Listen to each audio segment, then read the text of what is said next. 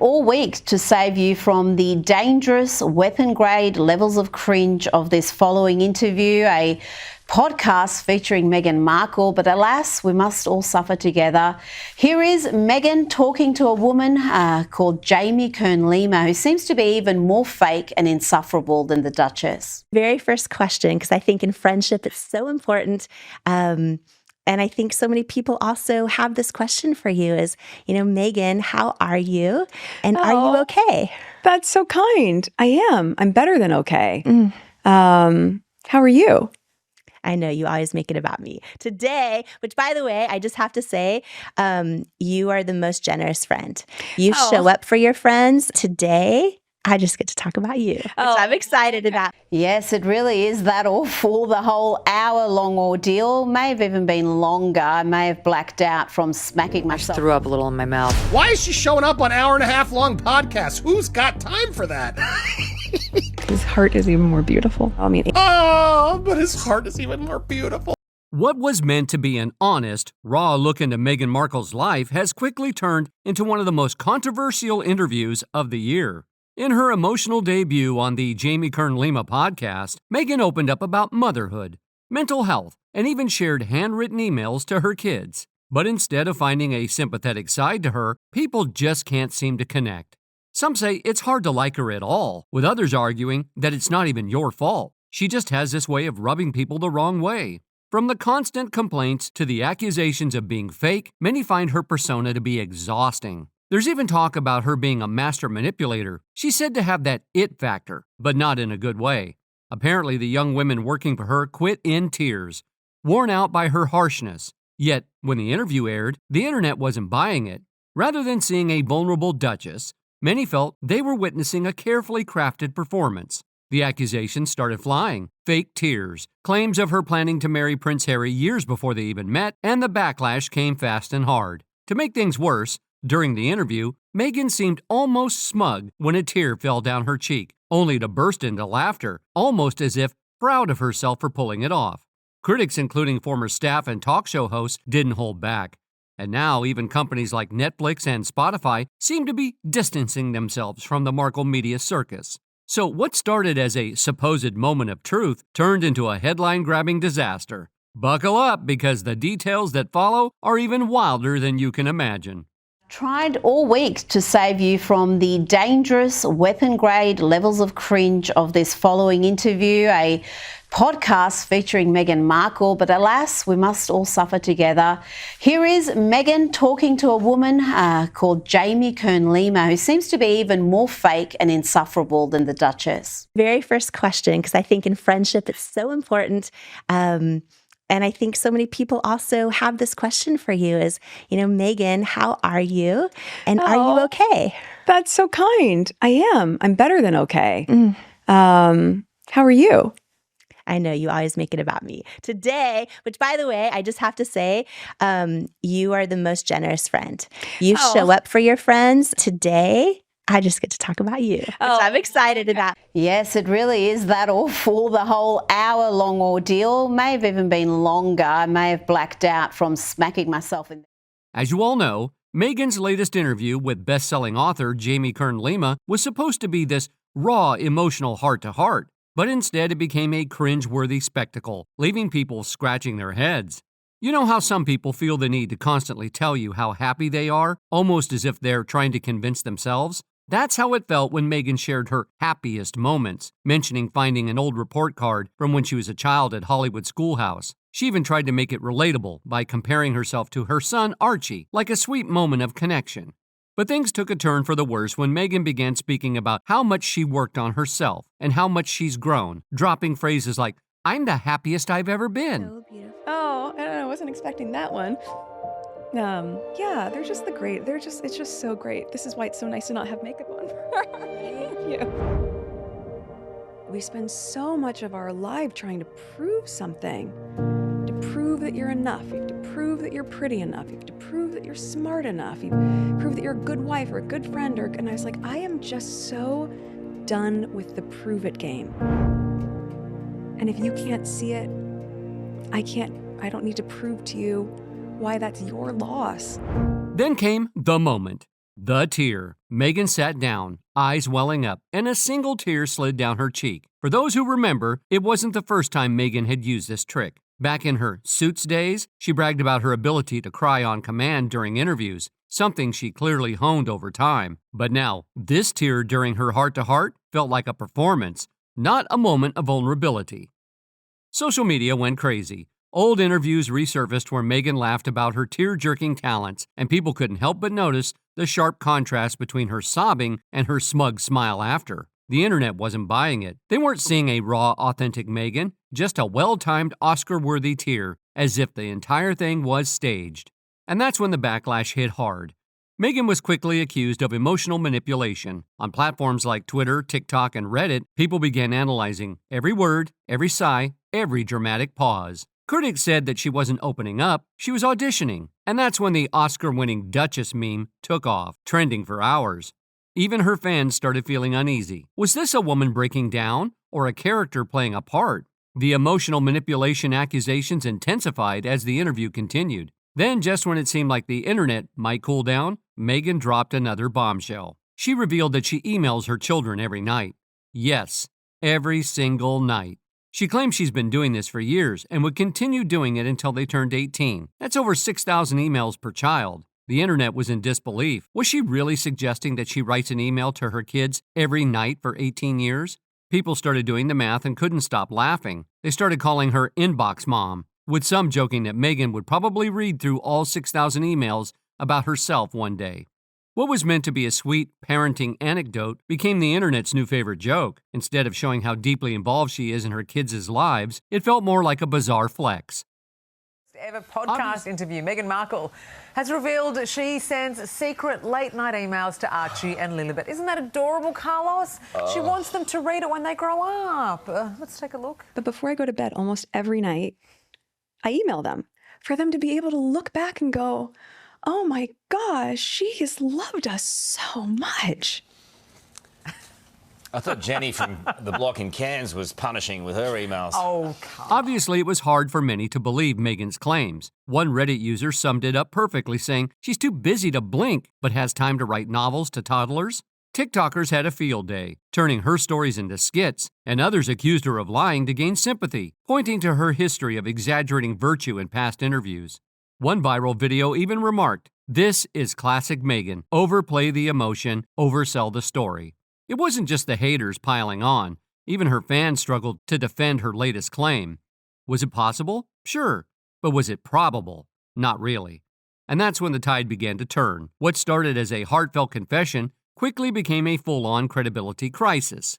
The internet wasn't just questioning that single moment, it was questioning everything, every word, every story, every pause. But this wasn't the only eyebrow-raising moment Meghan had in store. In the same podcast, Meghan doubled down on her hard-working persona. She described her days filled with managing brand launches, crafting newsletters, perfecting social media captions, and choosing outfits with what she called strategic timing. She painted herself as this powerhouse, multitasking like a mogul, a boss mom juggling a million things. But as it turned out, behind the scenes, former staffers had a very different story to tell. Insiders who had worked with Meghan in London and Montecito came forward with shocking claims, painting a picture of a woman who steamrolled her team rather than leading them. One former staffer said, "She doesn't lead, she steamrolls." Another added, "She's obsessed with optics. It's all about how she looks, not how she treats people." The stories grew darker, with some staff members reportedly quitting in tears, describing the environment as toxic, full of mood swings, unrealistic demands, and icy silences. The internal nickname for her leadership style? The Markle Churn. Yet on camera, Meghan continued to beam with compassion, talking about empowering women, supporting mothers, and showing up for people. The contrast between what the public saw and what her staff described was startling. Fans started asking the big question, can both realities be true, or is one of them just another scripted version? And just when things seemed to be at a tipping point, the plot took another wild turn. In a revelation straight out of a rom-com, but much less charming, someone close to Meghan alleged that years before she met Prince Harry, she had him on a vision board. Yes, a literal vision board, with a cutout of Harry's face next to phrases like future husband. The internet, of course, had a field day with this latest revelation. Memes exploded across social media, And one user even posted a mock-up of a vision board featuring Prince Harry, a crown, and the phrase, "Bag the Prince." TikTokers reenacted the moment Meghan supposedly pasted Harry's face onto a foam board, while talk show hosts had a blast, joking that Meghan had manifested the royal wedding harder than any Disney princess ever could. The whole thing started to feel less like a quirky coincidence and more like a well-planned strategy, a long-game PR move that was starting to look like something out of a Netflix special. The fairy tale that had so many captivated was starting to feel scripted.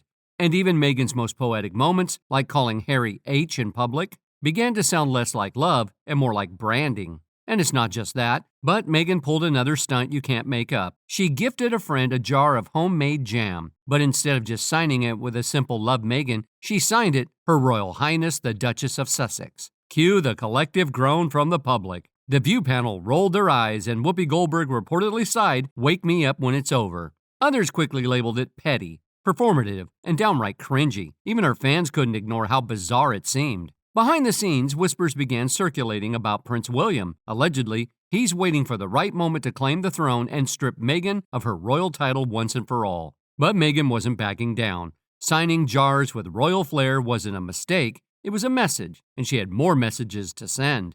Her media empire, which once seemed unstoppable, is now unraveling at the seams. The Netflix show, Love Meghan, was meant to be intimate, wholesome, and empowering, but critics panned it as exhausting, egocentric, and oddly self-indulgent. One royal correspondent even said it felt like watching Meghan interview herself with snacks in hand. Things got even worse when a celebrity chef mocked the series online, and Netflix allegedly threatened legal action in response. Internally, sources say Season 2 was greenlit not because of excitement, but simply to meet contractual obligations. Meanwhile, her $25 million Spotify deal crashed and burned under the weight of its own lofty ambitions. The debut podcast, which was meant to feature A-list women and feminist narratives, was widely criticized as preachy, scripted, and soulless. Even Spotify executives reportedly regretted signing the deal in the first place. The backlash wasn't just coming from the public, it was leaking from inside the industry too. Hollywood insiders began whispering that Meghan was becoming a brand risk, and what was once seen as a budding multimedia empire was now starting to look like a digital ghost town. And speaking of Hollywood, it's no secret that Meghan Markle hasn't exactly been the industry's favorite person, long before she became the Duchess of Sussex.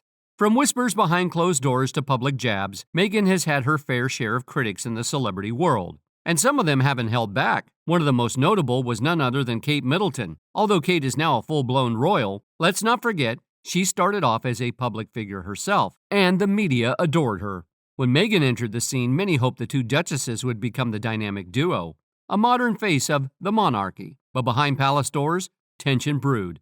According to several insiders, Kate was wary of Meghan from the start. While the media often portrayed Kate as a reserved, duty-bound woman and Meghan as a fresh, outspoken newcomer, the reality was far more complicated. Reports suggest that Meghan made Kate cry in the lead-up to her wedding, although Meghan later claimed the opposite happened. Despite allegedly sending flowers as an apology, Meghan noted that the gesture wasn't enough. This left Kate feeling emotionally manipulated, and that incident was just the tip of the iceberg. Kate's inner circle reportedly viewed Meghan as calculating, someone who played the victim card while simultaneously climbing the social ladder. According to palace insiders, Queen Elizabeth herself grew tired of the back-and-forth tension between the two women and allegedly ordered them to sit down and hash things out. But Kate, who has always kept her personal life tightly guarded, was not interested in bonding. She felt that Meghan's intentions were self-serving. Over time, her relationship with Meghan became so strained that Kate reportedly began distancing herself entirely, leaving Harry and Meghan feeling increasingly isolated. Eventually, this coldness between the families turned into a complete break. Kate, along with other royals, allegedly agreed it was best to sever ties for good, especially after Meghan and Harry's bombshell interview with Oprah. Another celebrity who's been fiercely outspoken against Meghan is British broadcaster Piers Morgan. If there's anyone who's taken a personal vendetta public, it's him. Their history goes back to 2015, when Meghan reached out to Piers on Twitter after he followed some of her Suits co-stars. She told him she was a fan, and they struck up what Piers believed was a genuine friendship. They met for drinks in London, exchanged messages, and then she vanished. According to Piers, the very next day, she met Prince Harry and ghosted him completely. Piers felt used and discarded. Since then, he's been relentless in his criticism, branding Meghan a professional actress, not just on screen, but in real life too. He accused her of manipulating public narratives, lying during her Oprah interview, and tarnishing the reputation of the British royal family. He even walked off the set of Good Morning Britain after refusing to apologize for calling Meghan a liar on air. He believes she crafts a false image to win public sympathy while crushing anyone who stands in her way. What? Who is having that conversation? There is a conversation. Hold up. There's Stop several right now. There's several conversations. There's a about conversation with you with Harry about how dark your baby is going to be. And then there's Trevor Engelen, Meghan's first husband. Although he stayed relatively quiet, those close to him claim he was blindsided when Meghan ended their marriage. One source described how she mailed him her wedding ring and returned later only to retrieve her blender. According to royal biographer Andrew Morton, Trevor was left hurt and confused by how quickly Meghan moved on. As she ascended in fame, he felt increasingly irrelevant in her life. He's never spoken publicly in depth, but insiders claim he has a lot to say and is just waiting for the right moment or the right platform to reveal his side.